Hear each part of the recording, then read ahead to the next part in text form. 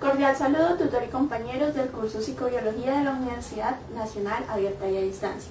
El día de hoy les hablaré sobre las diferencias entre hombre y mujer en los trastornos de ansiedad según la psicobiología. Los trastornos de ansiedad actualmente son muy frecuentes e incapacitantes. Ser hombre o mujer puede influir en los síntomas y manifestaciones de los trastornos mentales. Actualmente se está haciendo el estudio de las diferencias de género, pero hace mucha falta investigación.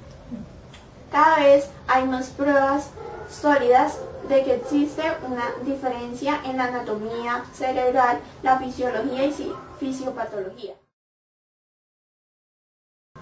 La ansiedad es una reacción psicológica normal que tiene la función de prepararnos para peligros futuros. Existen diferentes tipos de trastornos de ansiedad, como el trastorno de angustia, agorafobia, trastornos de ansiedad generalizada, trastornos obsesivos compulsivos, la fobia y el trastorno de estrés postraumático.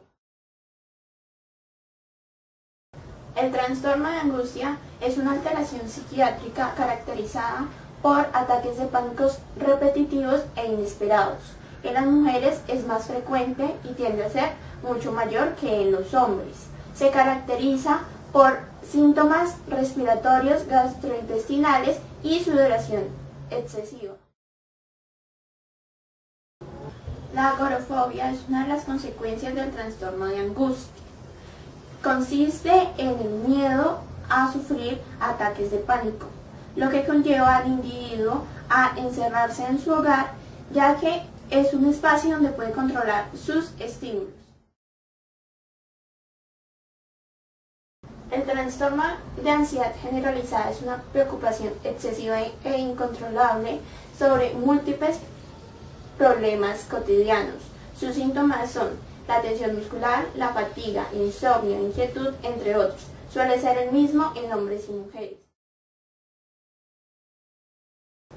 El trastorno obsesivo compulsivo es una enfermedad severa que consiste en pensamientos obsesivos y repetitivos y tener miedos que conllevan a realizar compulsivamente conductas que le disminuyan la ansiedad. En las mujeres se presentan las compulsiones dañinas de limpieza y comprobación. Una fobia es un miedo excesivo a una situación u objeto. Entre las fobias más comunes se presentan las fobias a los animales, a las alturas, a los lugares cerrados y diferentes situaciones. El trastorno de estrés postraumático se da como consecuencia de la experimentación de un evento traumático, psicológico o físico provocando un estrés crónico. Se caracteriza por la reexperimentación del trauma mediante sueños u otras circunstancias que le recuerdan ese suceso. Para finalizar, se debe tener en cuenta algunos factores que pueden influir en el grado de ansiedad, como son el componente genético, la personalidad, las hormonas, la reacción endocrina frente al estrés, los determinantes neuropsicológicos y los neurotransmisores. Gracias por su atención.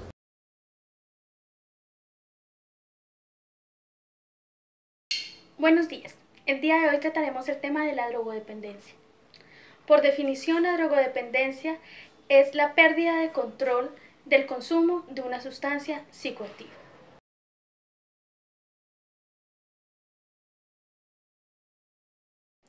Cuando el consumo de drogas se vuelve algo habitual, ya no se necesita la misma cantidad de droga para llegar a la satisfacción que se requería en un principio. Es necesario aumentar la cantidad de droga para llevar a los niveles de satisfacción que en un principio se llevaban y así tener el mismo efecto de satisfacción.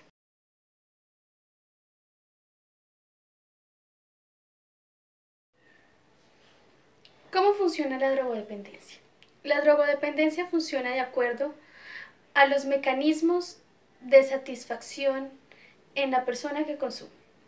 Las personas que consumen drogas experimentan una alta satisfacción por lo cual esto les produce una adicción y desean o necesitan volver a experimentarla una y otra vez.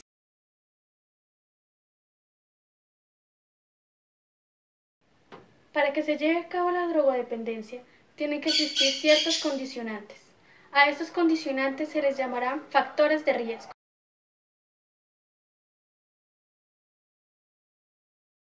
Dentro de los factores de riesgo biológico encontramos que según varios estudios existe una predisposición genética al abuso de sustancias psicoactivas.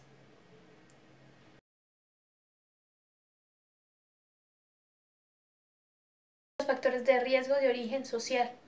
Dentro de los factores de riesgo de origen social tendremos un nivel socioeconómico bajo, lo cual genera una vulnerabilidad a estar en contacto con las sustancias psicoactivas.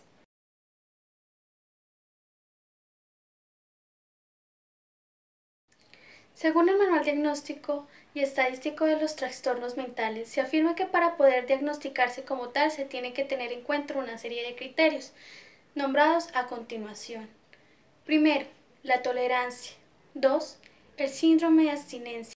3. La sustancia psicoactiva se consume en niveles mayores a lo que se consumía en un principio. 4. Existe un deseo persistente y un esfuerzo infructuoso en llegar a controlarlo. 5. Se emplea mucho tiempo en actividades relacionadas con el consumo de esta sustancia psicoactiva. 6. Se da una importante reducción en las actividades de la vida cotidiana. 7. La persona no logra dejar su adicción, no logra dejar de consumir esta sustancia aunque está completamente consciente del daño y el perjuicio que le está haciendo a su cuerpo.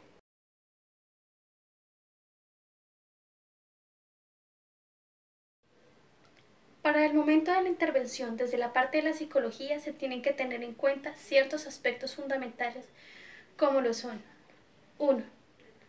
Ningún tratamiento es específico y es efectivo en todo tipo de pacientes. 2. Los tratamientos deben ser asequibles para todo tipo de paciente. 3. El tratamiento efectivo abarca las múltiples necesidades del individuo. 4. El plan del tratamiento debe ser evaluado en múltiples etapas, debido a que las necesidades del paciente van cambiando a lo largo de su tratamiento.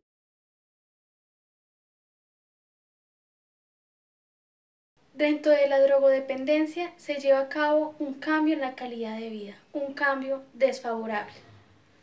Existe un cambio desfavorable tanto para la persona que es drogodependiente como para sus familiares. Sus relaciones interpersonales se ven afectadas por esta dependencia al abuso de las drogas. Sus familiares, en múltiples intentos por disminuir el consumo de estas drogas psicoactivas, entran muchas veces a jugar papeles determinantes en las conductas que tiene el individuo.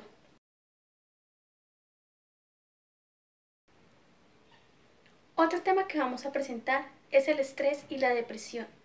Como definición de depresión, encontramos que consiste en un estado mental en el cual el paciente sufre de pérdida de interés en todo y la incapacidad por experimentar placer, con los sentimientos de infravaloración, culpa, déficit cognitivo y una pérdida del apetito, del sueño y del deseo sexual.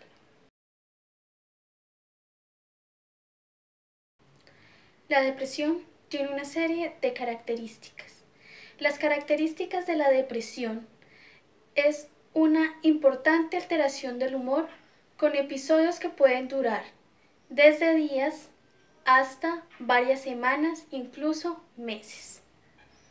Según las estadísticas, los trastornos es 2 a 3 veces más frecuentes en mujeres que en hombres.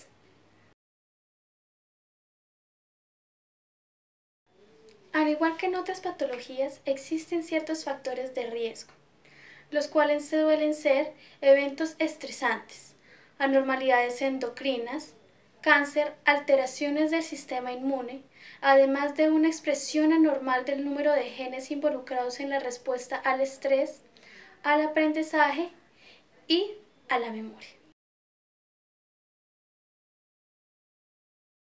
¿Cómo se trata la depresión? La depresión es tratada con una combinación de terapia psicológica y terapia farmacológica. Buenos días, mi nombre es Laura Viviana Daza Zárate, soy estudiante de la Universidad Nacional Abierta y a Distancia y en el día de hoy vamos a hablar sobre el tema del suicidio. ¿Qué es el suicidio? El suicidio es considerado por definición como la acción de un sujeto por terminar con su propia vida de una forma deliberada. Dentro de la clasificación sociológica encontramos tres tipos de suicidios. El primero es el suicidio egoísta, por defectos de integración social del sujeto, aislamiento social, conductas de soledad y conductas concentradas en sí mismo. El segundo tipo es el suicidio anómico, que se da cuando la sociedad entra en crisis. Un ejemplo de esto es cuando se rompe el equilibrio del sujeto. Hay un desbalance en la existencia que es negativo, por lo cual el sujeto toma la opción de terminar con su vida. El tercer tipo de suicidio, el suicidio altruista, es aquel en el que el sujeto está completamente convencido de que su muerte será por un bien mayor. Un ejemplo de esto son los terroristas y los suicidios tipo kamikaze.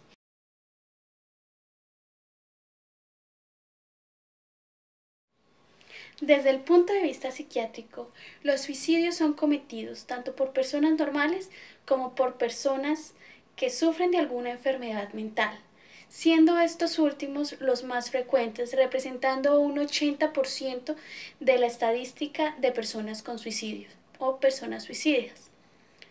El 80% de estos pacientes son personas que han sufrido de trastornos de depresión o tienen algún problema psiquiátrico identificado.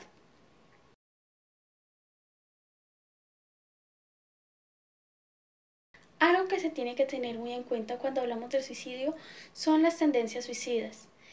Teniendo en cuenta que las tendencias suicidas son conductas que presenta el individuo antes de realizarse el suicidio. Dentro de las conductas suicidas encontramos dos tipos de conductas.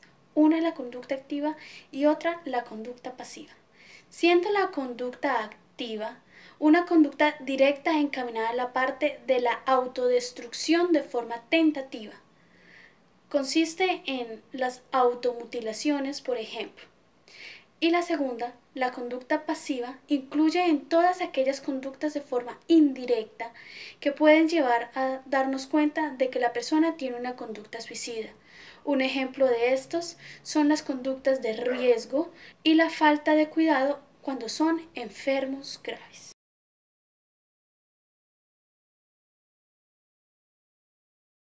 Antes que se lleve a cabo un suicidio, tienen que cumplirse ciertas condiciones. A esto se le llaman condicionantes. Existen condicionantes de dos tipos, los condicionantes de tipo externo y los condicionantes de tipo interno. Siendo los condicionantes de tipo interno aquellos propios del paciente. Un ejemplo de estos pueden ser enfermedades propias tales como la depresión o la drogodependencia.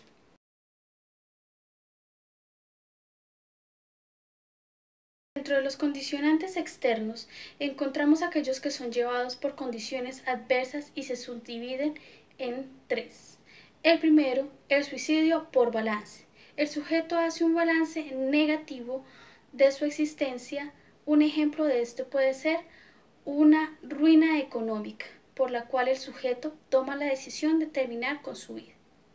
Otro ejemplo de esto son los suicidios por inducción ritual, aquellos que se llevan a cabo en comunidades fanáticas o religiosas. El tercer tipo es la inducción por parte emocional, en las cuales el paciente sufrió un desbalance emocional y toma por decisión acabar con su vida.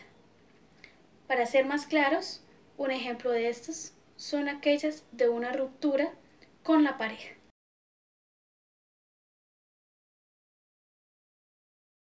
Dentro de los métodos de suicidio, encontramos que en América Latina el más utilizado es el método de la asfixia, siguiendo por la intoxicación, el tercero la parte de disparo o armas de fuego, el cuarto el salto, el quinto el fuego, el sexto el ahorcamiento y otros.